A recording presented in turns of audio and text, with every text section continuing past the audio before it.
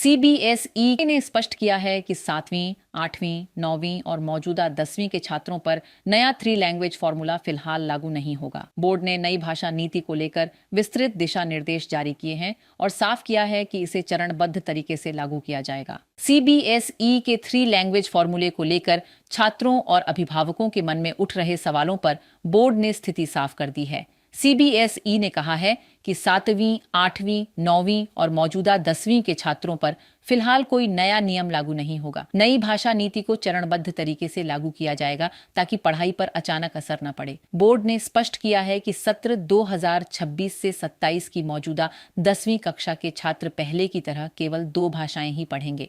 वहीं मौजूदा 9वीं के छात्रों को 3 भाषाएं पढ़नी होंगी, जिनमें कम से कम 2 भारतीय भाषाएं अनिवार्य होंगी। अगर कोई छात्र पहले से 2 भारतीय भाषाएं पढ़ रहा है तो तीसरी भाषा के रूप में अंग्रेजी या कोई विदेशी भाषा चुन सकता है।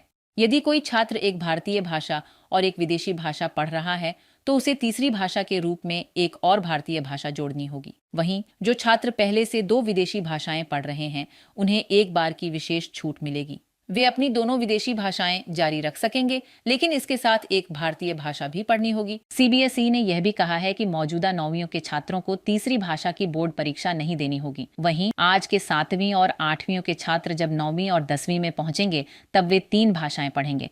अगर उन्होंने पहले से 2 विदेशी भाषाएं चुनी हैं तो केवल एक भारतीय भाषा और जोड़नी होगी।